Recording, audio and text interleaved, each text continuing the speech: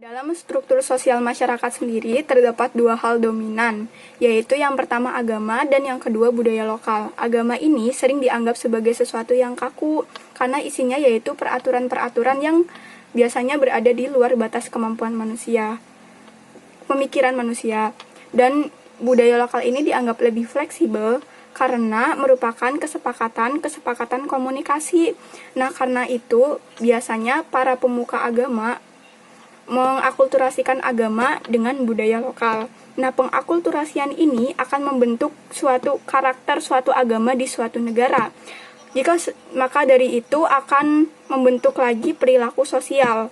Perilaku sosial ini nantinya akan menjadi jati diri suatu agama di suatu negara. Misalnya jati diri agama Islam di Indonesia. Di sini kita akan membahas tentang masuknya agama Islam ke dalam Nusantara. Waktu masuknya Islam ke Nusantara masih diperdebatkan. Ada yang berpendapat bahwa sebelum hijrah ada orang Arab yang tinggal di kepulauan ini.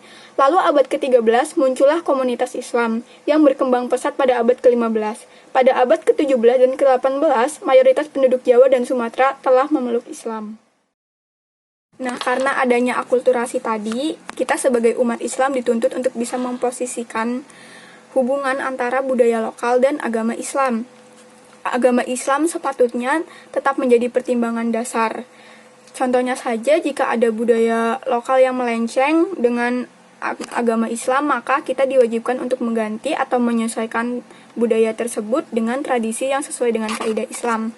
Nah, berikut ini ada beberapa kaidah usul fikih yang memperbolehkan akulturasi Islam dan budaya lokal, yaitu al-adah syariatun muhakamah, atau adat itu bisa dijadikan hukum, dan al-adah muhkamah, adat adalah syariat yang dapat dijadikan hukum.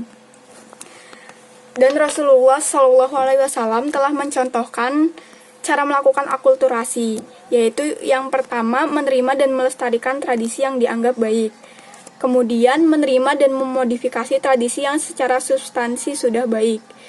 Kemudian yang terakhir yaitu menolak budaya yang dianggap melenceng dari nilai-nilai agama dan merupakan karakter jahiliyah, kemudian diganti dengan ajaran yang lebih baik lagi.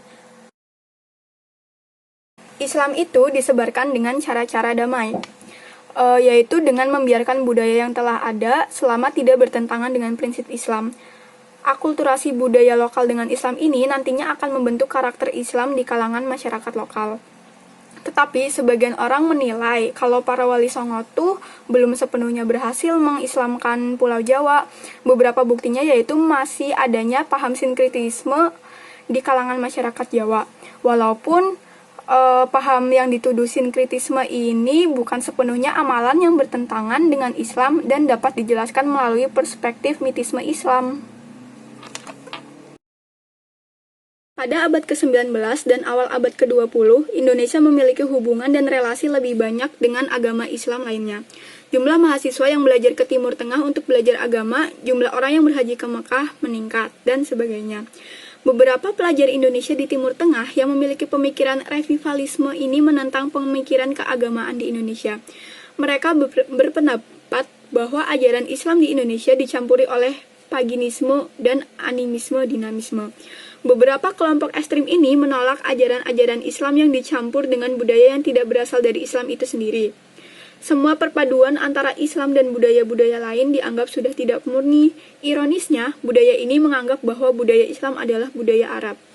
Oleh karena itu, di Indonesia terdapat dua corak utama keberagaman umat Islam. Yang pertama yaitu sufistik tradisionalis, yang merupakan kelompok yang sangat terbuka dan toleran terhadap budaya-budaya lokal, bahkan bisa menerima budaya yang bertentangan dengan Islam itu sendiri. Yang kedua yaitu ada revivalis fundamentalis, yang merupakan kelompok yang lebih rasional dalam menerima budaya lokal, tetapi lebih eksklusif dan agresif terhadap budaya-budaya lokal yang dianggap tidak berdasarkan hukum Islam.